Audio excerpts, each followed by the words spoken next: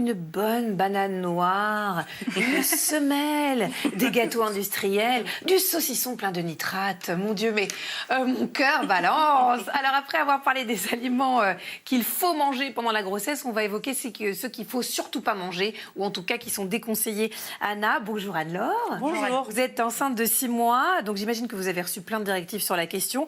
Pourtant, il vous arrive encore de ne pas savoir si vous pouvez manger certains aliments ou pas, c'est ça? Tout à fait. Je me pose des questions notamment sur les produits congelés, sur les produits sous vide, les huîtres, est-ce qu'on a le droit d'en manger Alors tout ça, est-ce que c'est proscrit? Tout ce que vient de dire Anne-Laure et le reste? Non, tout ça n'est pas proscrit. La seule chose qui soit proscrite, c'est ça, Oui. ce qu'on aime. On n'est pas enceinte. Voilà. Enfin, ça On dépend aime qui, bien mais... un petit coup de pif avec modération, on va dire. Absolument. Bon, voilà.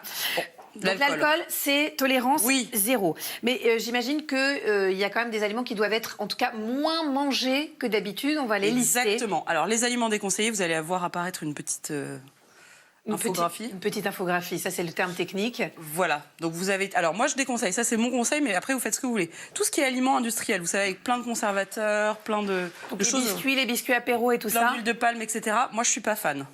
Après, vous avez les produits light. Alors, en fait, on sait pas trop ici, ils sont mauvais. Mais vous avez tout ce qui est produits aspartame, etc. Vous en retrouvez dans les yaourts allégés, dans les boissons, etc.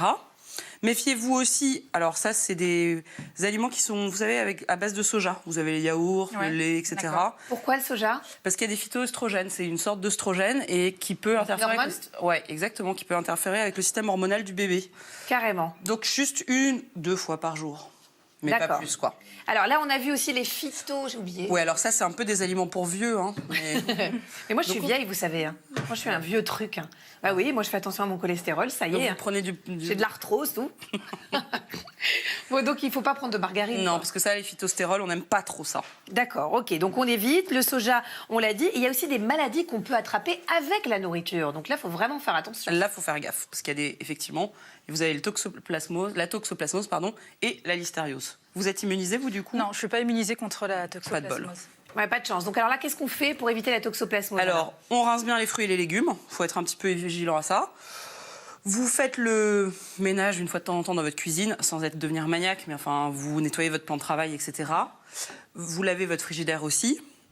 Et puis surtout, vous faites bien cuire la viande. Alors là, on le voit plus trop parce que ça a été cuit il y a longtemps. Voilà. Alors ça, pour ça, c'est saignant. Ouais, mais en fait là, c'est plus saignant, mais oui, beaucoup plus saignant que ça, quoi. Voilà. Et ça, c'est semelle.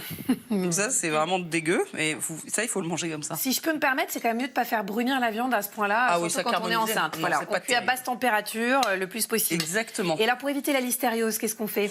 Alors, la listériose, le lait cru, c'est pas terrible. Les super bons fromages de producteurs, on évite. Même sous vide. Ouais. D'accord. Mauvaise nouvelle, Anne. Vous y avez cru, hein? Oui, un petit peu, pendant un instant. Oui. On évite la charcuterie aussi. La charcuterie, pareil. On préfère la charcuterie sous plastique. Et les graines germées, c'est quoi? Vous savez, c'est les petites graines de soja qu'on retrouve dans les salades parfois. D'accord, ok. Ou alors, maintenant, ou toutes les graines germées de manière générale. Alors, question. On parlait tout à l'heure, Anne-Laure, vous posiez des questions sur le surgelé. On n'a pas le droit de manger un tartare de saumon ou des sushis, mais s'ils ont été surgelés, est-ce qu'Anne-Laure peut aller en acheter? Alors, j'ai bien réétudié la question. Pour ce qui est des sushis, c'est pas possible, en fait. Le poisson, c'est pas possible. Ouais. Même si ça a été surgelé? Bah ouais, il paraît. En fait, ça tue pas les bactéries? Rebossé et non. Non. Non. Oh! Ça tue, en fait, la toxoplasmose, mais pas la listeria. Bon, donc tolérance 0. Par contre, le tartare de bœuf congelé, oui. D'accord. Et le saumon fumé sous vide?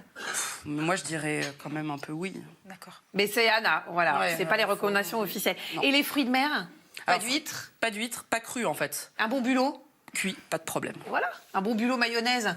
Une dernière question rapidement, peut-être Anne-Laure? Oui, alors avec l'arrivée des fêtes, pour un cas comme moi j'accouche en janvier, donc je commencerai mon 9e mois pendant les périodes de Noël. Est-ce que je peux m'autoriser une tranche de foie gras, foie gras du sous saumon plastique, fumé? Saumon sous plastique, allez oui, on lâche. D'accord.